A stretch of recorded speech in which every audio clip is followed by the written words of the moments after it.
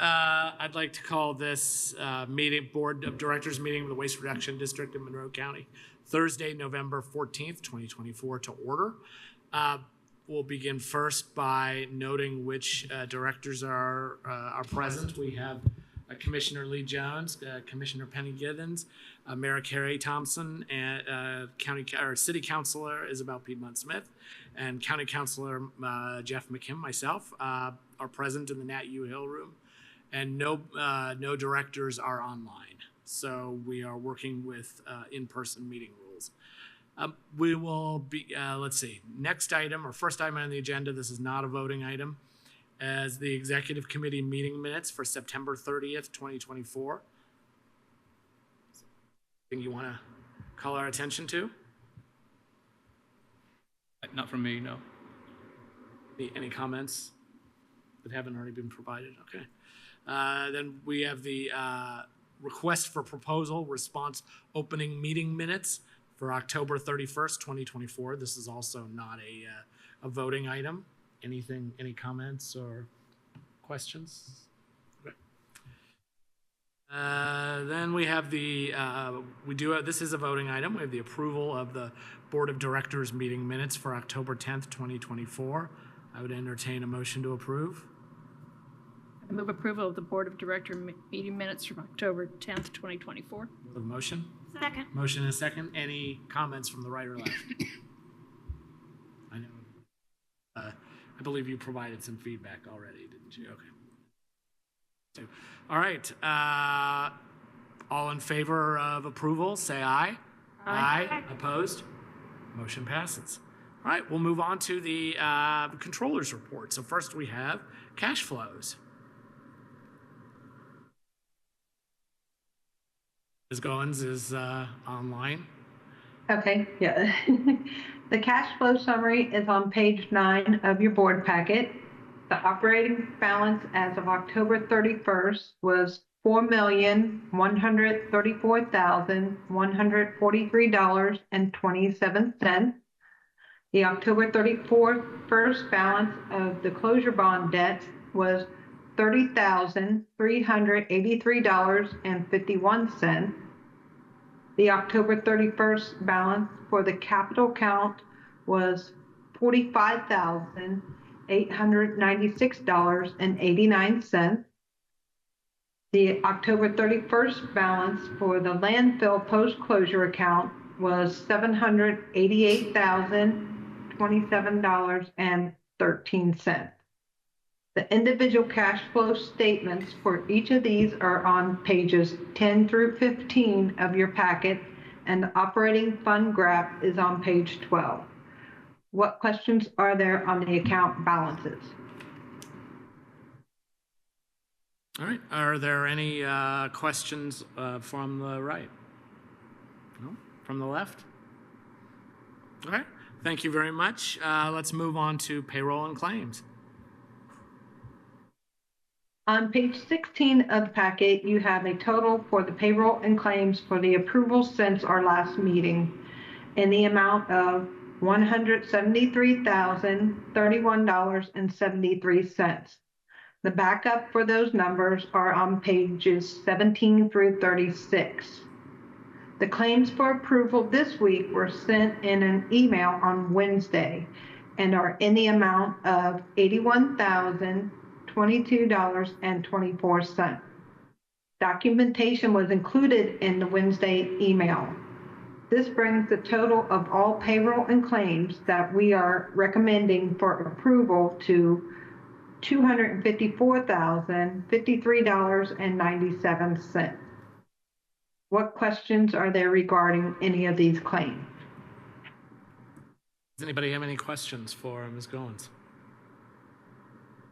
All right, I'll entertain a motion for approval of payroll and claims. Move to approve. A motion? Second. Motion and a second. We'll open for public comment. If anyone would like to make public comment in the Nat U Hill room, please approach the lectern. And if you'd like to in Teams, please raise your hand. Seeing none, all in favor of approval of payroll and claims, say aye. Aye. Opposed? Motion passes. All right, and then now we have the State Board of Accounts Financial Statements Audit Report. Yeah, I'll address that. As I'm sure everybody at this point is aware, we were recently audited by the State Board of Accounts, and did recently receive their report for that audit. All board members should have received that via email, but did just want to include that in the board packet, given that it is a public document, and make sure that everybody had a chance to see that. I think all in all, it's a pretty good report. And we're pleased that there were no major issues found with our accounting practices. I agree. I thought it was an excellent report. Congratulations. Thank you. And just to clarify for the public's knowledge, this was for the period of January 1st, 2020 to December 1st, 2023. Right. What did I say? First. Oh, yeah, December 31st. Yeah, sorry. Okay, and does anybody have any questions or comments about the State Board of Accounts audit? Okay, we're motoring. The next item on the agenda, unfortunately, we are going to have to pull. That's the resolution to amend service agreement for multi-dwelling complex composting pilot program. We are still waiting on feedback from City Legal. Sorry, from who? City Legal. Okay. Good to know. May I make a comment on the project in case Please. people aren't as aware of it? Yeah. This is to start a composting program at Harmony School, which I am very much in favor of. For one thing, some of the literature I've read indicates that when students do these kinds of activities at school, they take it home and do it at home too. So it certainly has a very positive impact. Oh, I'm very much, I am hoping that we will be able to vote on that while I'm still on the board. All right, so next we have Resolution 2024-12 to establish the 2025 district holiday schedule, which you would think would be straightforward, but for the district, it is not straightforward.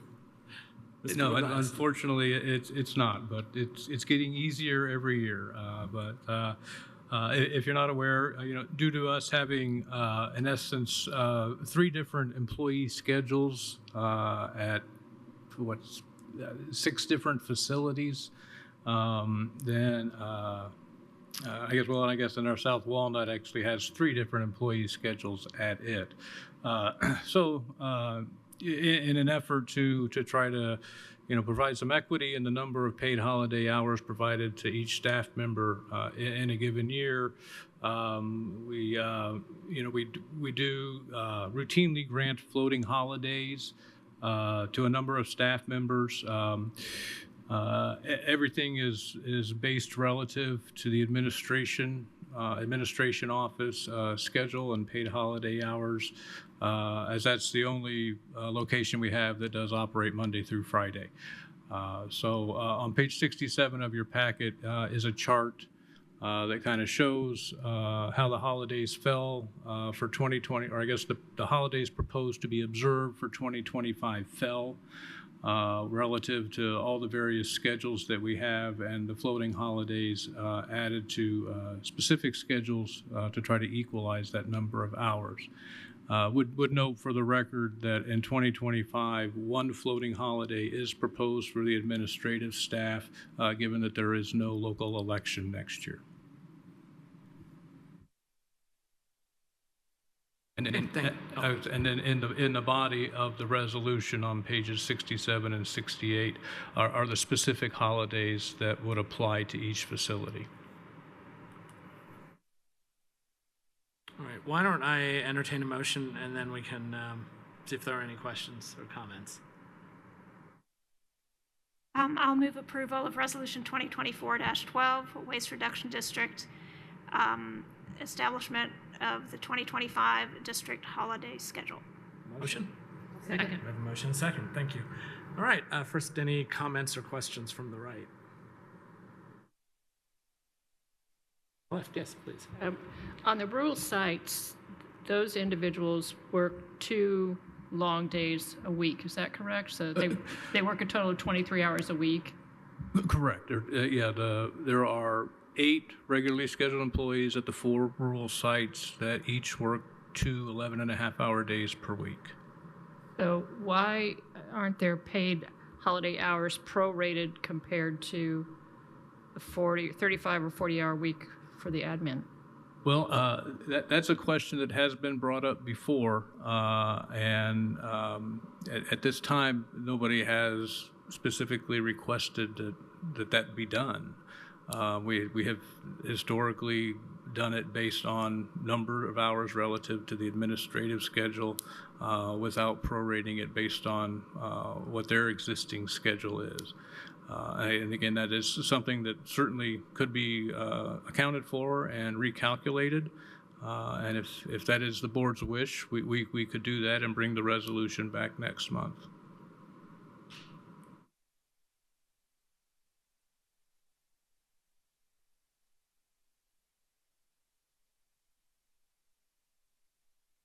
Okay.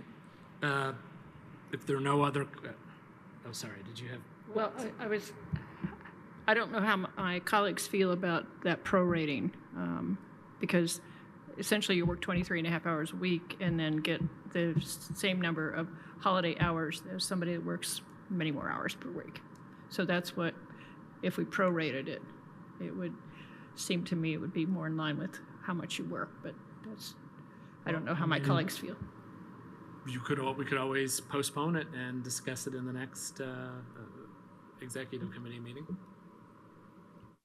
Yeah, I think that Commissioner Githens has a good point, and I don't know why we didn't think of it earlier. But I think that's something we should discuss and consider. I'm sorry, I didn't think of that at the exec meeting. The table was a little different when we got it at the exec board too, but yeah. I agree. Usually, if you do get paid holidays and you're working part-time, they're typically, either you don't get them at all or you get them prorated. So I think it would be good to consider that. If for the record, I would note that we do have 2 employees in the administrative office that work under 40 hours a week, and the number of hours that they get for an observed holiday is based on their schedule, not on the 8 hours that the office is open every day. You're saying that they are being prorated. Right. If they work 30 hours a week, then they get 6 hours of holiday pay on a given holiday because they're scheduled 6 hours a day. Well, I would suggest that a motion be made to postpone this item. So moved. A second. A motion and a second. Any discussion on the motion to postpone? All right. I think we should say I move to postpone specifically to the December board meeting. I'll second that. My rules is right. You're supposed to postpone to a specific date. Yeah, I mean, when there's not an appropriation involved, it doesn't matter a whole lot, but that's fine. That sounds good to me. All right, so we have a motion and a second to postpone to the December board meeting. All in favor, say aye. Aye. Aye. Opposed? All right, thanks for bringing that to our attention, Penny.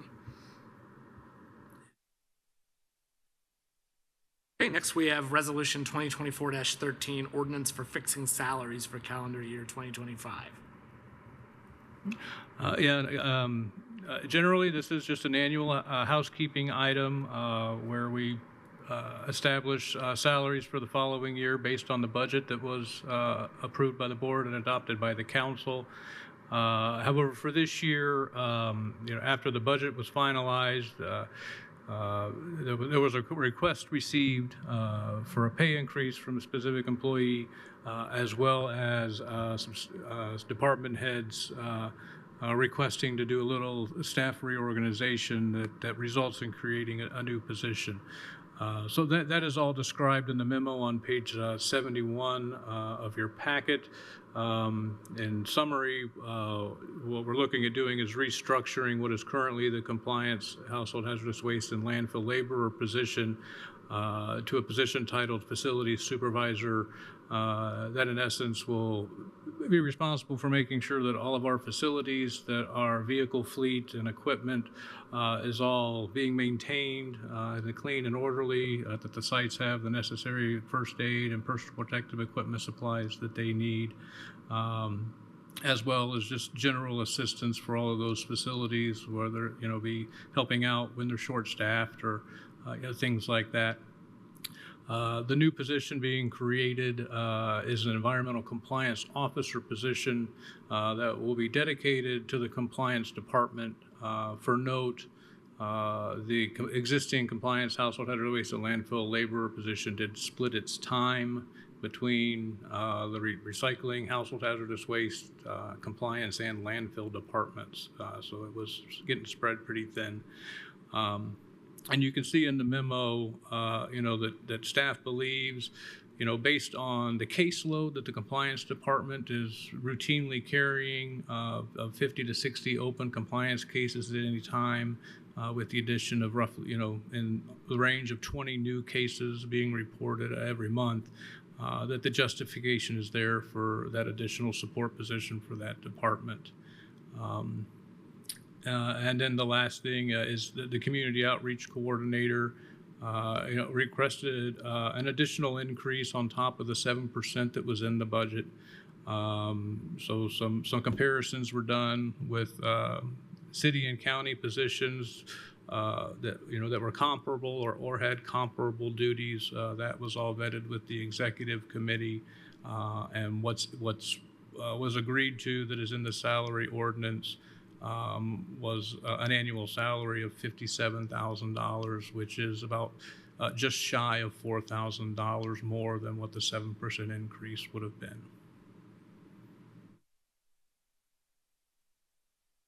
Thank you, and I will just note that the fiscal impact of these changes is on page 81 in the packet. Yes, sorry, yeah, there's so. And with regard to the fiscal impact, I think it's in there on page 81, the footnote that, in the 2025 budget, there are capital outlays of $127,000 that are going to be one-time expenses that will not show up again in 2026. So in other words, essentially you're saying that although with all these proposed changes, we would be running a deficit budget of $135,000 approximately, that about 8,000 of that is going to be recurring and have to be accounted for in subsequent years. Vast majority of it is one-time large capital expenses. Okay, thank you. Why don't we get a motion on the floor? Anyone like to move to approve? I'll move approval. A second. We have a motion and a second. Let's see, are there, I know we discussed this fairly extensively at the executive committee meeting, and we did support, I believe, we did support the changes that have been proposed here. There was unanimous consensus among the executive committee to move forward with all of these changes. I guess I'll see if there are comments from the right. I'll just say that I'm happy that we can increase the salary of the community outreach coordinator. She does have a lot of longevity with the district, and in looking at the comparison salaries, it does seem appropriate to increase her salary by this additional amount for next year. Comments from the left? I agree, and the comparative salaries did, I think, justify an increase. And I support the other restructuring. I think I'm glad that department heads are coming to you with these kinds of proposals to make the district more efficient. Yeah, and I think it makes sense, and I think it will definitely help the efficiency of operations of the district. I do have a question. So the facilities coordinator is the position that was restructured, right? That used to be a position divided between the two departments.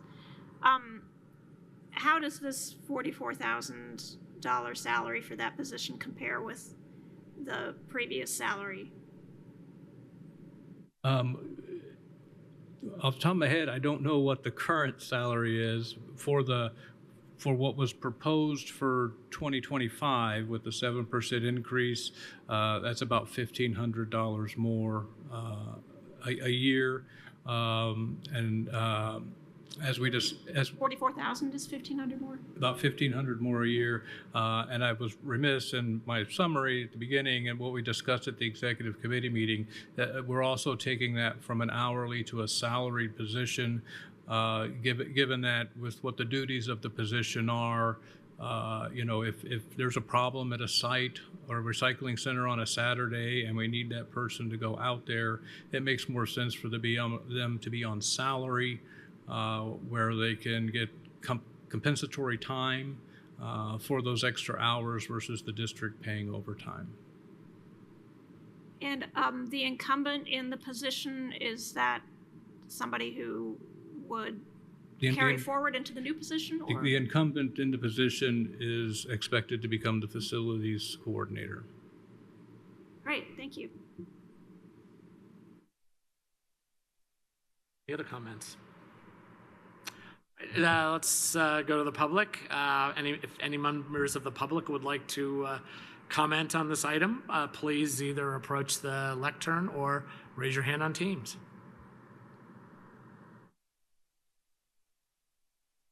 Okay. Seeing none, just because this is a fairly major item, I'd like to do a roll call vote, please. Githens, Yes. Jones, Yes. Thompson, Yes. McKim, Yes. Piedmont Smith. Yes. Motion passes 5-0. Okay, now we'll move on to a related item, Resolution 2024-14. So if we are going to move forward with the switch to the facilities coordinator position and the creation of the new position, that brings forward a need to update our organizational chart. So that's what this resolution does. On page 85 of your packet is a copy of our existing organizational chart. And then included with the resolution on page 88 is the proposed new organizational chart. I'll entertain a motion for approval of Resolution 2024-14. So moved. We have a motion and a second, thanks. Okay, any comments or questions from the right? Can who was the second? I missed that. Okay, thank you. Comments or questions from the right, from the left? If there's any members of the public who'd like to make comment, please either approach the lectern or raise your hand on Teams. All right, seeing none, we'll do a voice vote. All in favor say aye. Aye. Aye. Opposed? Motion passes. I hope that both the operations director and the landfill environmental compliance director will have a little easier time with these additional positions. So that's the plan. All right, and that concludes the voting items tonight. So now we have the Back to Earth composting program report. Yeah, Mr. Winnie is here to I see him approaching the left. Good afternoon, directors. Joseph Winia here of One Sustainable Joe, here to present on the Back to Earth composting pilot program report. Can you get just a little closer to the microphone? Sorry. Yes, I brought my whole laptop this time, and it's a little bit clumsier than it normally is. So is that better? Thank you. Okay, yes. So, all right, I will start by noting that the report is included in your packet on page 89. And what I will do is simply go over the main points of each section to give you an overview of its contents, and then I can field questions at the end. To make the report accessible to all readers, it does include a background with some introductory information on the importance of food waste and the context of the program's inception. That starts on page 1 of the report, and I'll just take a couple sentences out of it to give it a quick summary. Most importantly, as of 2020, 38% of the global land surface is used by humans for agriculture. Roughly 30 to 40% of all food produced for human consumption is wasted, and food is the single largest source of municipal waste in the U.S., making up 24% of the national stream. And then in 2017, the Waste Reduction District of Monroe County commissioned a study by Kessler Consulting that showed that up to 39% of the waste stream generated in Monroe County is compostable. Then in 2023, the district and the city of Bloomington jointly proposed funding for a composting pilot program at multi-dwelling residential complexes to reduce the amount of organic waste in the local waste stream. So with that said, we can go ahead on to the main part of the report, which has one more introductory item on the program design. Again, with just one more line to note sort of the context for everybody, that the premise of the Back to Earth program is to empower residents to manage their food waste by providing the equipment, training, and support for on-site composting. And that the participation is divided into 3 roles, where base participants just add their material, turners mix the pile on a weekly rotation, and one site lead serves as the resident expert and the point of contact for the program. So that's all the context for setting up the program. The rest of the report is basically on assessing its effectiveness and its expandability. So continuing on page 3 of the report, the effectiveness is measured in a few different metrics. The first of which is the number of participants. So most of you have been following, or I've been providing updates to you along the way, but there are 4 participating sites. There are 2 conventional apartments, 1 co-op house, and 1 co-housing collective. The apartments were found by using a survey that was conducted by the Bloomington Commission on Sustainability in 2020, and then the other 2 sites were, informed spontaneously of the program through just community conversation. And additionally, 11 sites were contacted outside of the city limits, but none were ready to join the pilot. So the first of these sites started in September 2023, so it's completed its year-long partner period. The second started in January, so it's been at 10 months, or it is at 10 months now, and then the third and fourth are at 7 months of participation, just to give you a reference on the duration that all of the sites have been involved. So those are the sites, and then we can also measure the number of participants as individuals. And I will just note that participants sign up as households, and then they report how many members are in their household. So that's why we have a number of, current number of households is 64, but including all of their members, there are 101 active participants right now. I'll also note that there is, as you might have guessed and has maybe already been discussed, a bit of turnover, particularly with 3 of the properties who report that they have a substantial number of academic residents. So there are already 15 residents who were part of the program who have already moved out of their property. So that is it for all of the numbers of participants, and probably the most important way to measure its effectiveness is by the material that it diverts. So starting on page 5 of the report, this is a mostly visual section. It includes a lot of plots of data, but I can at least note that in numbers, the total waste diverted as of the writing of this report, which took measurements up to the end of last month, October 2024, there have been 4,427 pounds of food waste diverted, and that doesn't include any of the carbon material that's added. That's just the pure food waste before it's added. And that represents 1,090 pails that have been added to the pile. There are pails included with the program. So that's at least how many times people have added material. And also worth noting, it's up to the participants to weigh in their material. So if you look at actually the first diagram of the next page, on page 8, shows the food waste contributions by site. And you can see that there was one particular site that was not very consistent in entering its weight. So that does trouble the appearance of the data a little bit, but that the data that's represented is all information that was entered by participants. So there's roughly maybe 5 to 10% more than what is shown that was actually added but not recorded and can't really be accounted for other than sort of anecdotally from conversations with participants. So you can see that there's definitely different volumes of usage between sites, different numbers of additions between sites. There's charts of each in figures 2 and 3 on page 6. And then there's also different ways to evaluate, ways to evaluate the number of participants who made additions over each month, and then how much weight they made per addition. And those charts are shown at the top of page 7. And generally, what we can summarize is that the majority of households add below 10 pounds a month, and that there's some variety within each individual participant, but participation is definitely no less than about 50 or 30 pounds per month between among any given site. So that's pretty much the summary of the diversion part by the weight tracking in the program.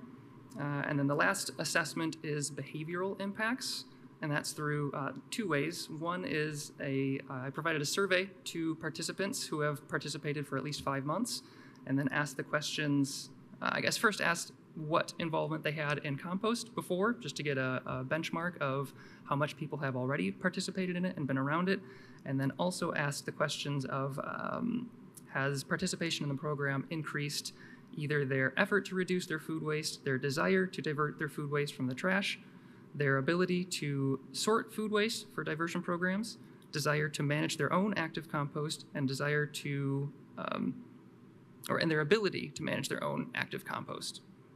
So all kind of basic metrics of how participating in the program have influenced both their interest and their ability to deal with their food waste. And while about 30% of the respondents 30% of the participants responded, overwhelmingly there was a desire to divert food waste from the trash, an increased desire, and then also greater confidence in the desire and ability to manage active compost. So not very precise information, a little bit more general, but all positive, I would say. And then lastly, just from administering the program, observing it, interacting with the residents, the pile health has been good, pretty much consistently with all 4 sites across time. There's been minimal contamination and generally balanced piles, one of which was even averaging or regularly achieving about 140, 150 degrees Fahrenheit, which is a ideal active pile. So in that sense, observationally, it's also performed well. So that brings us to the end of the assessment of the program and then into the feasibility of broad spectrum implementation, which is on page 9. And in short, the program went well. Like I said, everywhere it was started, operated effectively, but one very important factor is the funding of the program. And I can say pretty conclusively that I don't expect the program in its current form to be self-funding through either property manager and or participant payment, primarily through conversations with property managers, and also that same survey that was issued to participants asked about their perceived value of the service. And just for reference, for comparison, if every participant were to spend the maximum average value that was responded in the survey, it would only cover about 25% of the cost of starting up the program. So obviously that's not a very meaningful metric in terms of everyone's varying interest in the amount they'd be willing to spend, but just taking that as sort of a weighted average from all of the responses and all of the participants, just to give you an idea of the participant value of the cost versus the actual value of implementing the program. And so that's probably the most important factor, but among that, or near that, is also the longevity of the equipment, which so far is performing well, but its ultimate lifespan can't be determined because it's still in operation. And I mention that because the cost of the equipment itself is about 60% of the cost of starting a site. So the longevity of the equipment will have a significant impact on the overall cost of the program, because if it's a short-term or short-duration recurring cost, it will accumulate much more rapidly than something like the startup or installation costs, for example. And finally, the last uncertainty from the pilot is how the sites will perform in the absence of the monthly site visits provided during the partner period. So I think evidence suggests that it will go well. It seems that the site leads have understood the process and that the participants, as I mentioned, have been invested in performing. And it's really just a matter of observing again over another iteration of maybe the same amount of time as sites continue to exit this partnership period, how their pile will perform, which I will evaluate just sort of spontaneously or intermittently, no longer on a partner period meeting frequency, but just sort of a random inspection, if you will, just to observe how the sites are performing. So that is all for the assessment of the program and its expansion. I do want to just acknowledge both the city and the district for their partnership in this process, and also all of the participants who have also rolled up their sleeves and dug in, quite literally, into the process. So that is all I have for the report. I'd be happy to answer any questions that you have. Great. Thank you very much, Mr. Winia. Absolutely. Let's see. Are there questions from the left? No, I just am very pleased to hear that it's being so successful, and hopefully will grow quite a bit in the next year. Yep. I know Commissioner Githens is hunting for new. I actually forwarded contact information to Mr. Winia about somebody who's affiliated with Westgate out on West 3rd, and we just yesterday approved additional units there, so it'll be a total of 371 apartments and townhouses, and they have a community garden as well. And I know when we talked earlier, you said that having a community garden in place actually was a very positive with all this. So Presently, all of the participating sites have a community garden, so it seems to be correlated to the interest. That was actually going to be my question, because we talked, because you referred to in your survey desire to manage their own active compost and ability to manage. And I assume that's because they'd like to use the compost on their community garden plot. Precisely, Is that, yeah. Okay. I would wager so. Right. Questions on the right? Just a comment. Thank you for your work. It's really heartening to see the impact and how many pounds of garbage are being turned into good soil instead. Absolutely. Just a quick question. So the sites 1, 2, 3, and 4, I don't see in the report, maybe I missed it, that those numbers correspond with actual site names. Correct. Is that on purpose, or? I opted to make them generally anonymous, just so that sites can be aware of other locations, but not necessarily which location it is or individual it is, just so that the data can be used without conflict with anyone's privacy. I could provide that on an individual basis if you were interested, but I figured it would just be better to leave it out of like the website dashboard and the report, just for anonymity. Okay, yeah, I understand that. I'm just curious because we do have some different types of housing that are participating, and I wonder which type is working best, or what the, I see. practices are between. Yeah, I can generally say that I've observed that the co-housing and cooperative sites have both been higher generators than the traditional apartment sites. I think in part because, at least for the co-housing, it's more families and households. So they, I think, are in larger number than the individuals. I guess a lot of the traditional apartment participants are single or occasionally two-person households. So by number of signups, there are, I think, a larger number of total participants at the co-housing site. But yeah, that's the one primary trend that I identified between the different locations. But I'd be happy to send you those correlations if you'd like to compare them yourself. Maybe. Okay. Thank you. I'll let you know. Just one question. I'm curious if you had any issues with contamination or poor quality of the food waste, or did the education work pretty No, well? I think the education and the sorting, like there's sorting guides provided to residents as well, and the training is required. It's about 30 minutes to explain the process.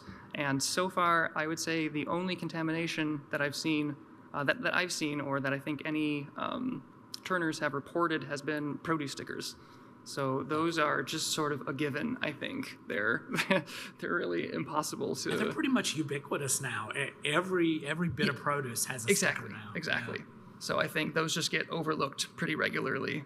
I don't think it's negligent or intentional. I think it's just it's an oversight. And then honestly, I think there's been almost as much waste material from the leaves that have been collected for browns that have been from the grounds. And I think I found shredded bits of material from those almost in equal quantity to the participant added material. So it's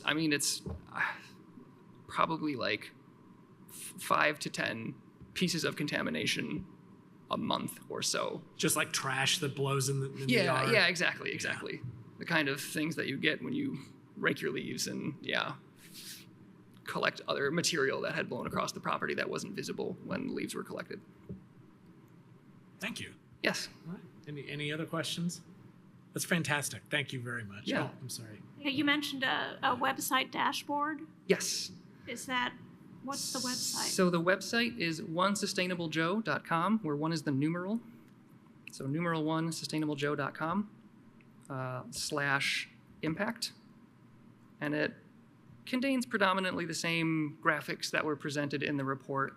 There are a few more items, and then it also allows participants to enter in their own identifiers. Every participant has a unique ID, and then they can see their own diversion over time during their participation in the program. What did you say that address was again? It should be onesustainablejoe.com /impact. Is it not? That didn't come up. Okay, let me double check. I'm sorry, it's measuring-impact. Ah, I got it. I should make shorter slugs. Okay, got it. Thank you. Yes, Very cool. yes. Great to have it online so we can spread the word more Yes, easily. and that is real time too. So as residents are entering the information, or as participants are entering the information, it's updating always. Wow. So no need to formalize any reports there. You can just see it over time. Thank you. Excellent. Thank Yes, yes, you're welcome. Anything else? Yes. I just, for the record, to remind the board that in our budget next year, we did appropriate $12,500 that the city's Economic and Sustainable Development Department has agreed to match next year to continue, as well as try to grow this program to additional sites and facilities.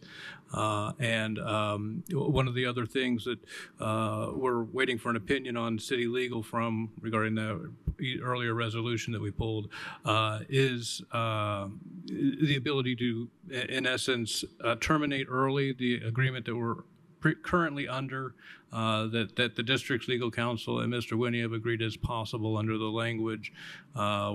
But we want city legal's opinion of that as well, given the interlocal agreement in place for the co-funding. But assuming that all comes through, that and the city's in agreement with our opinions, that we'll terminate the existing agreement late this year or early next year, and enter into a new agreement for the funding that's been appropriated for next year moving forward. And then under the new agreement, we would allow the Harmony School site, right? Well, I think that's what we're asking right now is agreement under the current terms to allow that. But I would imagine that we would change some of the language in a new agreement that would be a little more broad in the types of facilities, locations that would be allowed into the program. So, I'm sorry, so the allowing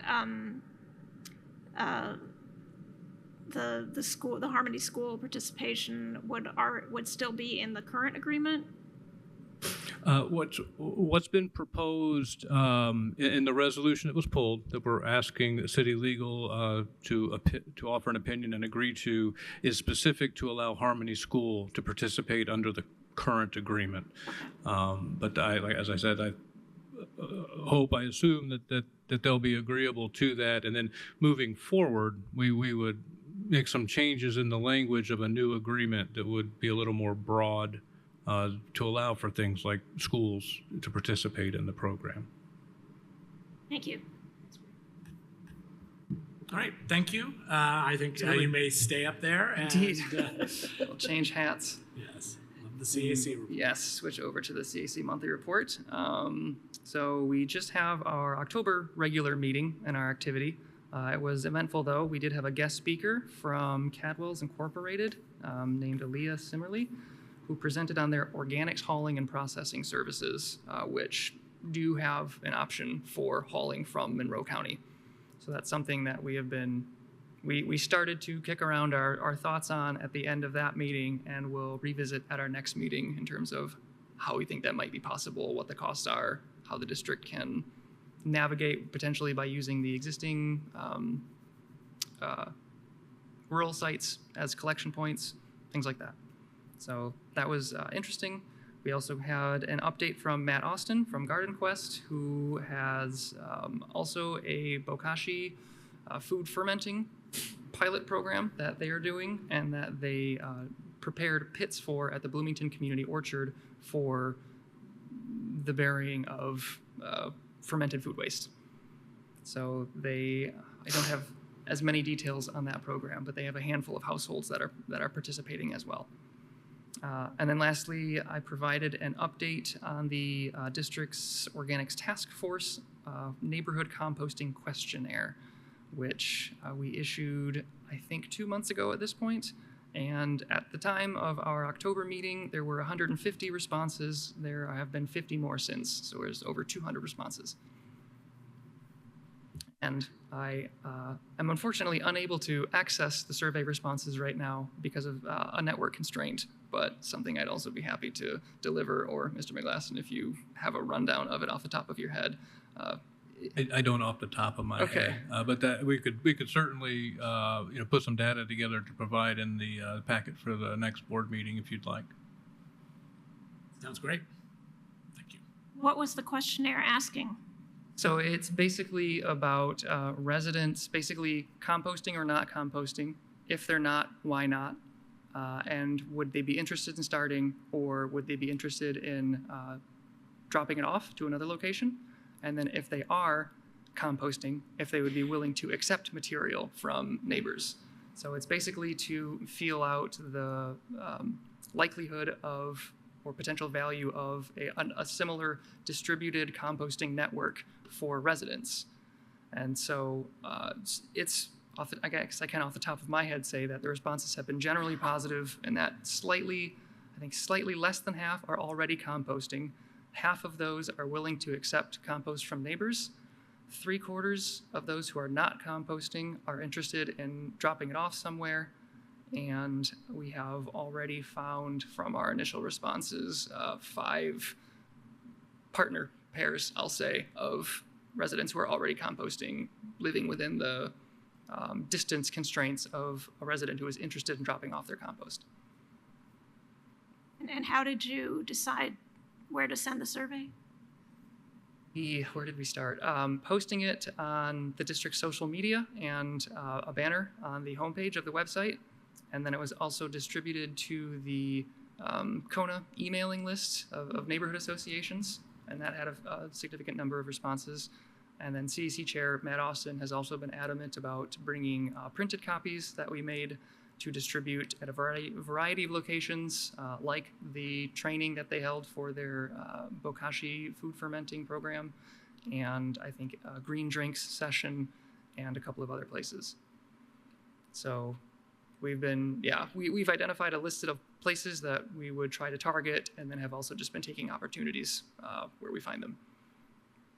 Great, thank you. Mm-hmm. All right. Any other questions for Mr. Winia? Thank you very much, sir. Absolutely, thank you. All right. We'll move on to department reports. All right. And then I guess my report is on page 101 of the packet.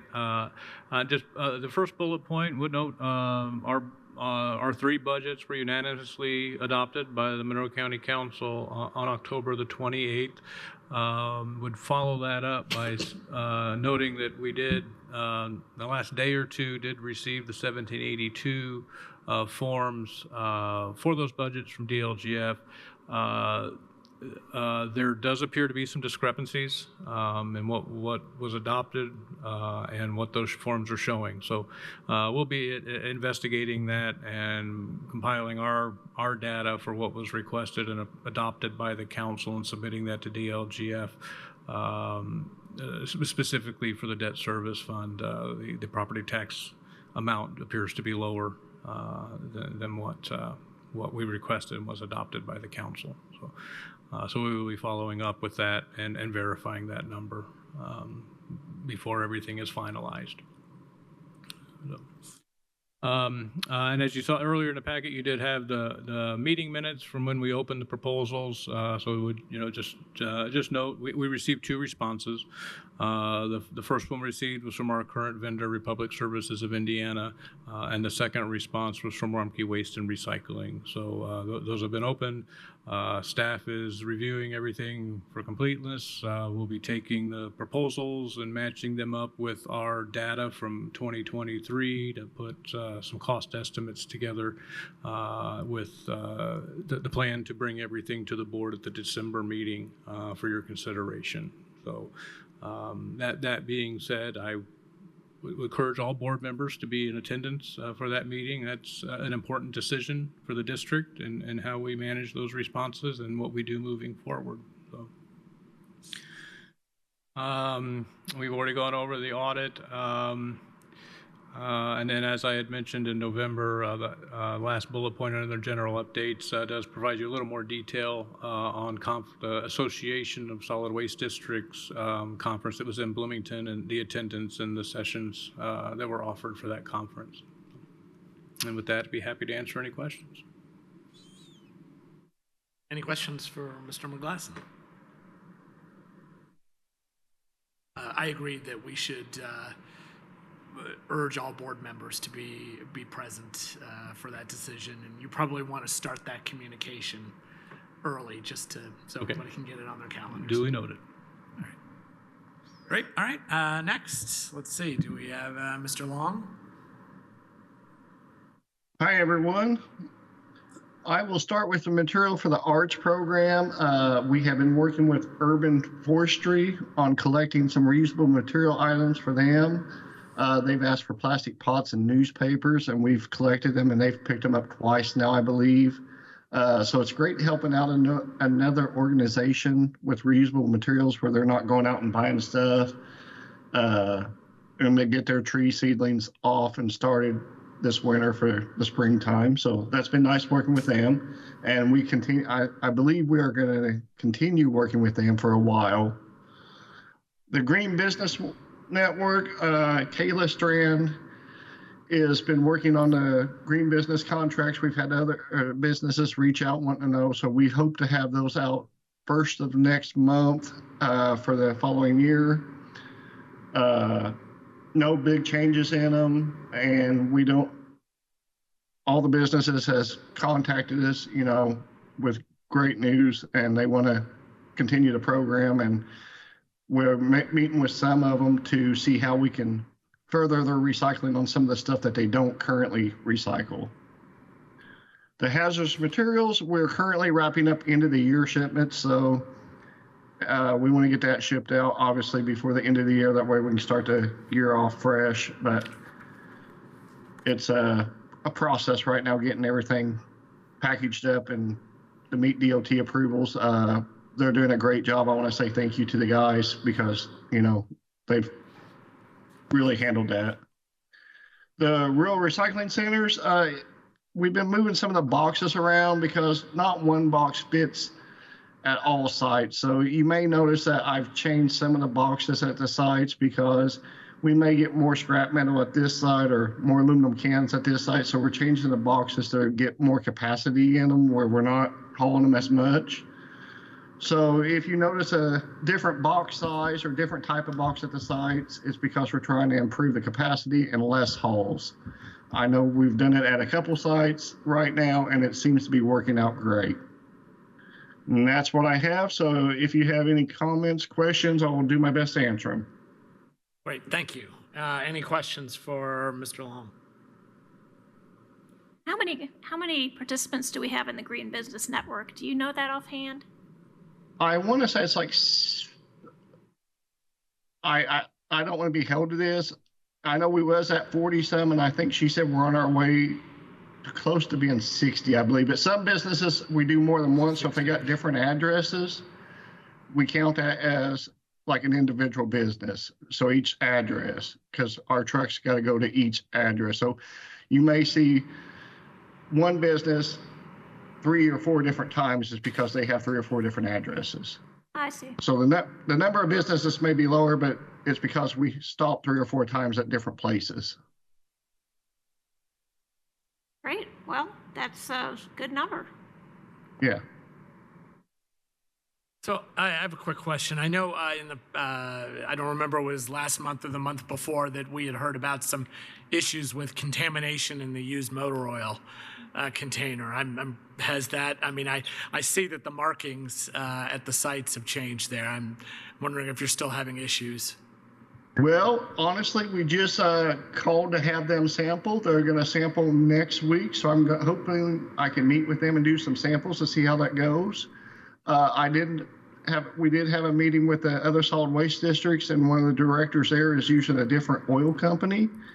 And I'm going to reach out to them soon and see if it's something that, because it's a problem everywhere. So, you know, water's getting in oil everywhere. It's not just here.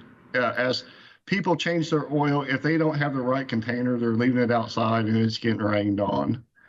So we plan on meeting with some other places and seeing what our options are. Thank you.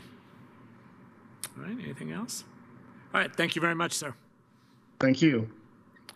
And we'll go to Mr. Paulson.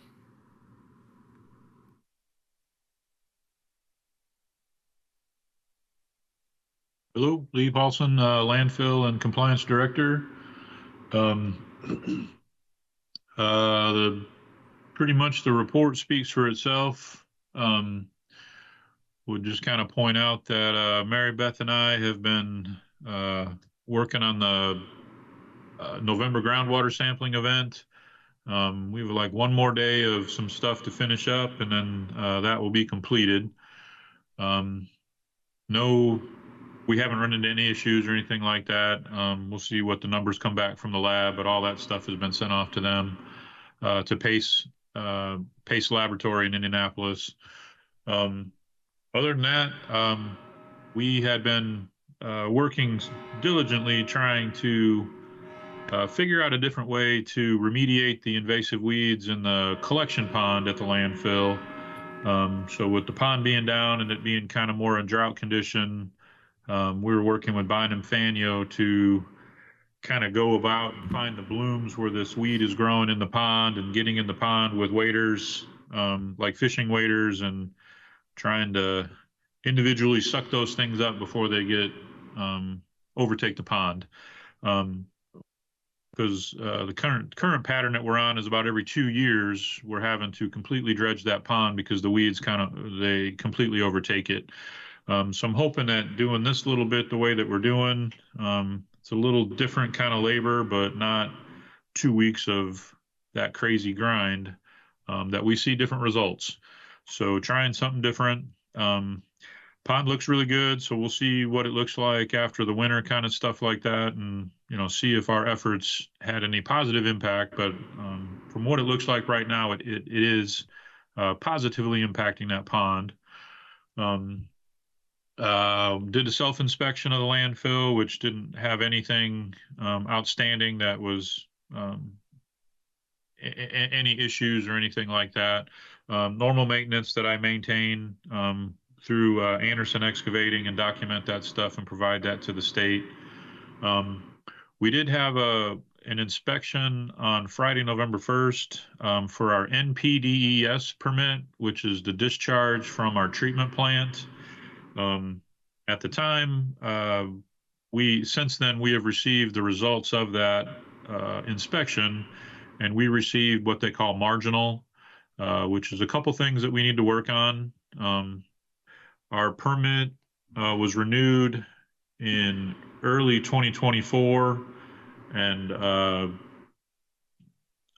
part of the language was interpreted differently than we had interpreted it. So we're going to be working to change the language back to what we had been doing for a long time.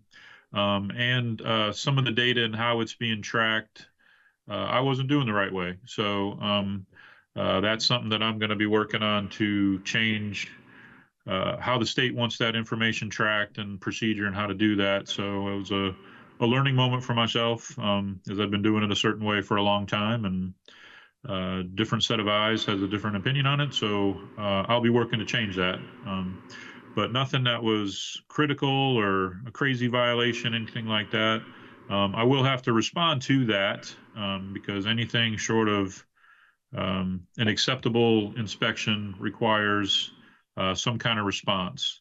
So now when we get through with the groundwater sampling stuff, with the holidays coming up, that will be my next major task to be working on to respond to the inspection. I've been in communication with the inspector.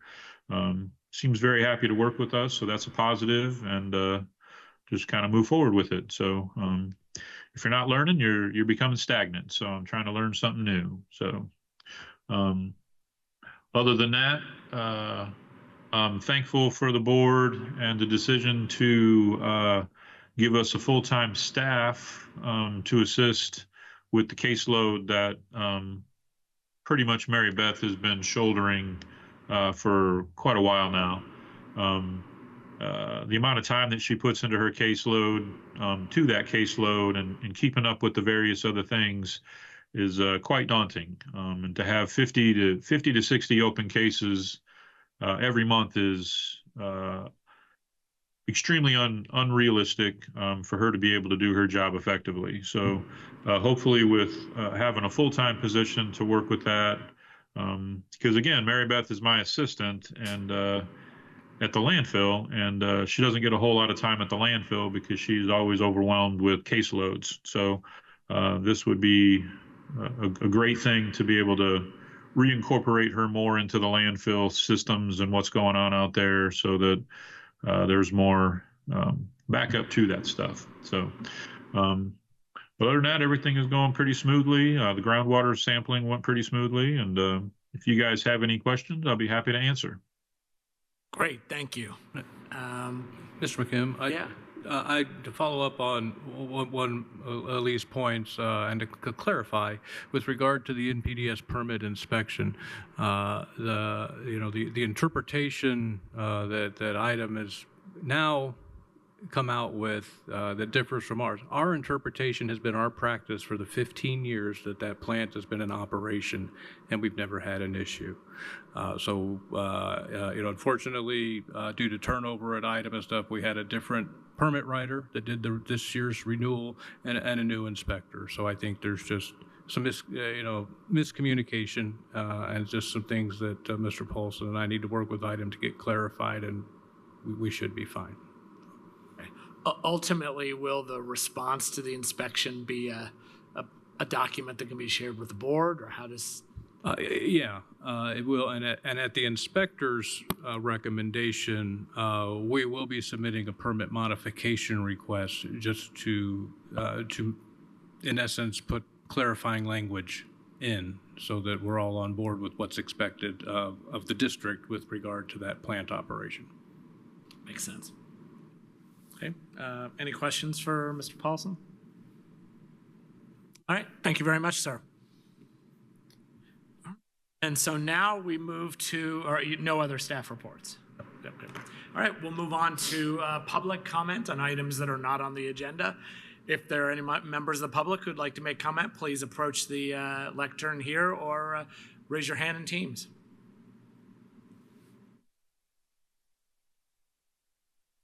Okay, seeing none, we'll move on to comments from directors. Are there any comments from directors from the left? From the right? And none from me. So thank you very much. This meeting is adjourned.